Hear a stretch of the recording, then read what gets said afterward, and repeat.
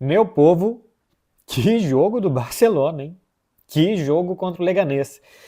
É assim, gente, são 38 rodadas em La Liga.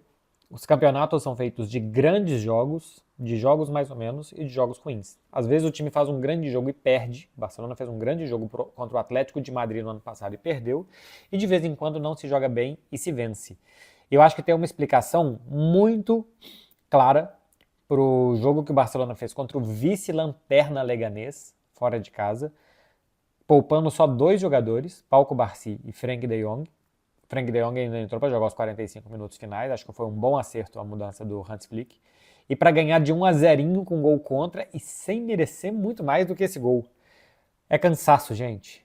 E não é cansaço só físico, é cansaço mental também. A temporada do futebol é muito cansativa, é muito jogo sem parar. Os caras contando com seleção estão jogando final e meio de semana toda hora e não dá para nenhum trabalhador de nenhum ramo estar todos os dias na melhor das suas condições, na mais inspirada.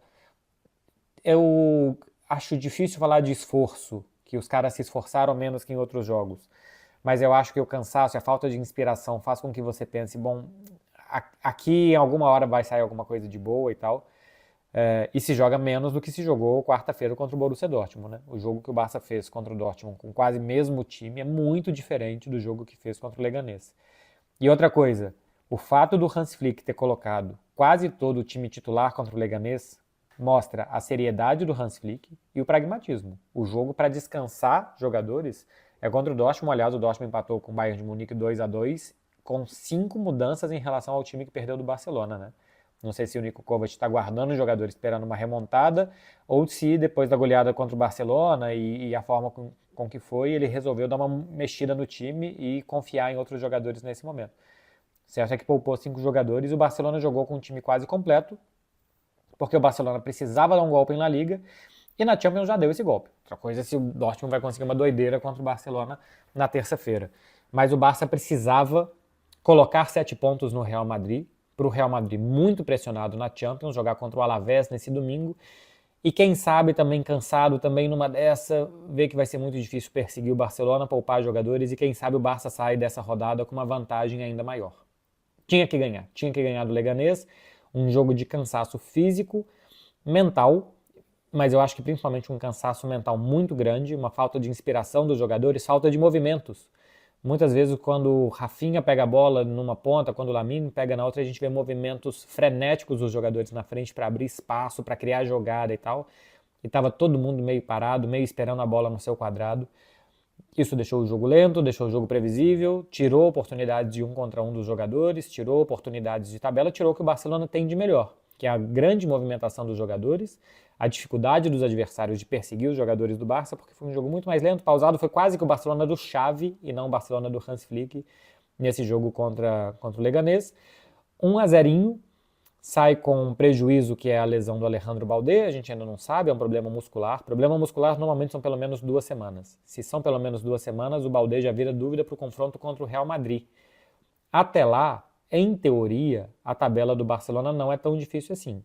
É o Dortmund depois de um 4-0, tem em casa Celta de Vigo e Mallorca. O Mallorca tá bem, ganhou nesse sábado fora de casa da Real Sociedad por 2-0, tá jogando bem o Mallorca, tá fazendo um bom campeonato, é nesse momento o 8º colocado na tabela de classificação, inclusive passou a Real Sociedad. Mas enfim, Hans Flick começou com 2 mudanças, as saídas do Pau Cubarsí e a saída do Frenkie de Jong, o que atrapalhou muito a circulação de bola do Barcelona. Porque o Ronald Araújo é o que sai jogando pior de todos os zagueiros, e com o Eric Garcia e não o Frenkie de Jong no meio, atrapalhava também a circulação de bola entre os meio-campistas e que a bola chegasse em melhores condições, sobrecarregava o Pedro numa área mais recuada do campo, então o Pedro não podia participar das criações mais à frente. E à frente também poucos movimentos dos jogadores, do Lamine, do Rafinha, do Lewandowski, do Firmino, da chegada dos laterais. O Leganés, assim como tinha feito em Barcelona, consegue tirar a velocidade do jogo, o gramado parecia um pouco seco, um pouco mais alto. Aqui em La Liga tem regras, tamanho de gramado é medido antes e tal, então não dá para fugir muito a regra, mas dá para jogar no limite de um gramado, o limite do mais alto e o limite do mais seco possível, para atrapalhar a circulação mais rápida da bola. Na transmissão da televisão, falaram que o campo realmente parecia mais seco, que o Pedri tinha reclamado em um momento do primeiro tempo com outro jogador do Barça, que a bola estava parando muito. É estratégia evidente, mesmo que o Leganés é muito justo que faça para criar um ambiente, um ecossistema que seja mais favorável a ele, dentro das normas, do que para o Barcelona. A principal chance do jogo, as principais, aliás, foram do Leganés, né?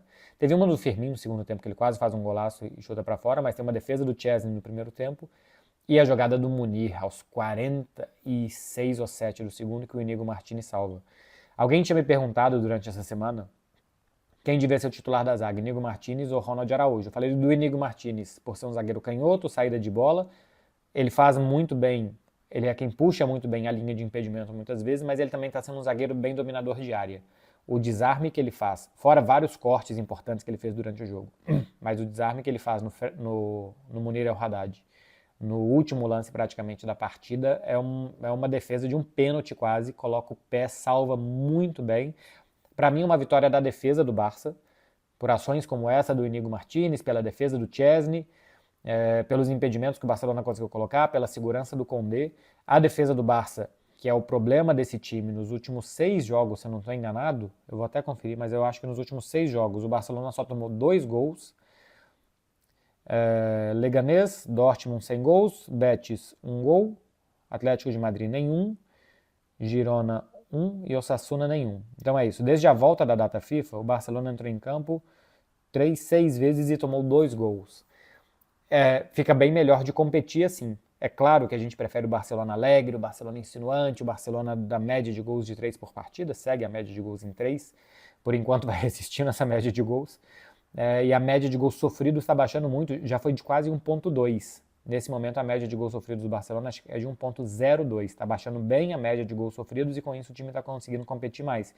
E o Chesney dá uma segurança hoje muito grande para o gol. O Ter Stegen está a ponto de voltar. Eu acho que nem precisa. Pode ir com calma o Ter Stegen para a próxima temporada. E o Chesney está dando conta do recado. E a defesa funcionando muito bem. No segundo tempo, quando o Eric Garcia passa para a zaga e o Frank de Jong no meio campo, melhora a circulação de bola. Só que logo depois do gol, o Barcelona também quer baixar o ritmo, quer que pouca coisa aconteça. E até pouca coisa acontece, mas deveria ter saído o segundo gol, deveria ter tido um pouquinho mais o Barcelona de vontade de marcar o segundo, mas estava mais preocupado em acabar logo com aquilo.